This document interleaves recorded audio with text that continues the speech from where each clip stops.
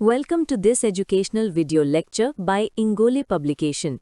आज के लेक्चर में हम definition and scope of pathophysiology को सिस्टमैटिकली एक्सप्लोर करेंगे।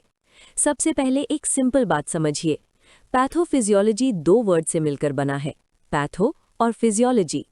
पैथो का मतलब है डिजीज, फिजियोलॉजी का मतलब है नॉर्मल बॉडी फंक्शन। इसका मतलब हुआ पैथोफिजियोलॉजी वो सब्जेक्ट है जो बताता है कि डिजीज के दौरान बॉडी के नॉर्मल फिजियोलॉजिकल मैकेनिज्म्स कैसे डिस्टर्ब हो जाते हैं और उन डिस्टर्बेंसेस का मैकेनिज्म क्या होता है। यानी सिर्फ ये नहीं कि डिजीज में क्या होता है, बल्कि ये कि वो क्यों होता है और कैसे डेवलप होता है। नॉर्मल फिजियोलॉजी समझे बिना पैथोफिजियोलॉजी समझना पॉसिबल नहीं है, क्योंकि डिजीज हमेशा नॉर्मल फंक्शन के डिविएशन से स्टार्ट होती है। एग्जाम्पल से समझते हैं। नॉर्मल कंडीशन में ब्लड प्रेशर एक नैरो रेंज में मेंटेन होता है। ये रेगुलेशन नर्वस सिस्टम, किडनीज और हार्मोन्स के थ्रू होता है। अगर पेरिफेरल रेजिस्टेंस इंक्रीज हो जाए या RAAS सिस्टम ओवर एक्टिव हो जाए तो chronic elevation of blood pressure develop होता है। ये सिर्फ हाई बीपी नहीं है, ये उसका मैकेनिज्म है। इसी मैकेनिज्म का स्टडी पैथोफिजियोलॉजी है। इसी तरह एनीमिया में RBC या हीमोग्लोबिन कम हो जाता है। रिजल्ट होता है टिश्यू हाइपोक्सिया। हाइपोक्सिया से फटीग, पैलर, टैकीकार्डिया डेवलप होती है। ये पूरा सीक्वेंस पैथोफिजियोलॉजिकल चेन है। पैथोफिजियोलॉजी तीन इंपॉर्टेंट चीज़ों को एक्सप्लेन करती है। Aetiology, pathogenesis, clinical manifestations. Aetiology का मतलब है डिजीज का कॉज, पैथोजेनेसिस का मतलब है डिजीज का डेवलपमेंट प्रोसेस, क्लिनिकल मैनिफेस्टेशंस का मतलब है साइंस और सिम्टम्स जो पेशेंट में दिखते हैं। यानी अगर हम मायोकार्डियल इन्फार्क्शन का एग्जाम्पल लेते हैं तो एटियोलॉजी हो सकती है अथीरोस्क्लेरोटिक प्लाक रप्चर।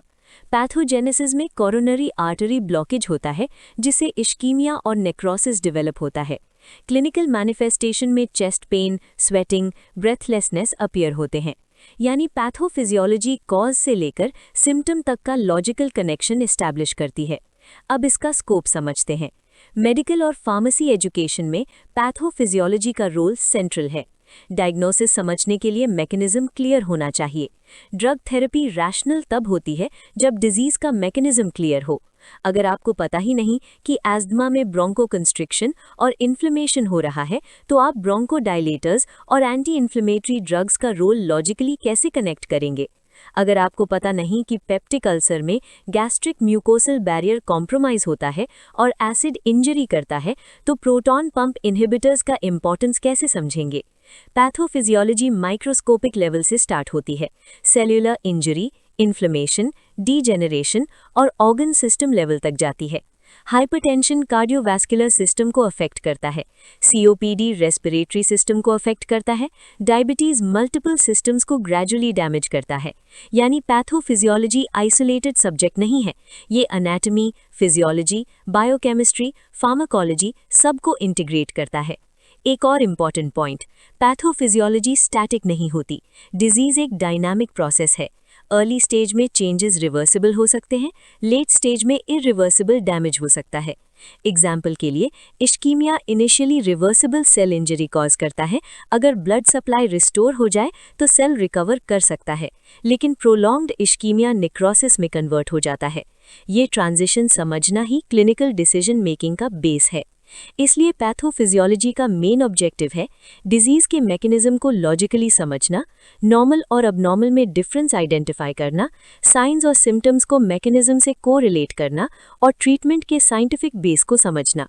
यही सब्जेक्ट आपको सरफेस लेवल से डीपर लेवल तक ले जाता है। अगर पैथोफिजियोलॉजी क्लियर है तो आप डिजीज को रटते हुए याद नहीं करेंगे, आप उसको लॉजिकली एक्सप्लेन कर पाएंगे। That completes today's topic. अगर ये वीडियो लेक्चर आपको हेल्पफुल लगा हो तो लाइक करें और अपने फ्रेंड्स के साथ शेयर करें। और अगर आप किसी अदर सब्जेक्ट या स्पेसिफिक टॉपिक पर लेक्चर चाहते हैं तो कमेंट सेक्शन में हमें ज़रूर बताएं। Thank you for watching this educational video lecture by Ingole publication. Keep learning, stay consistent and see you in the next video.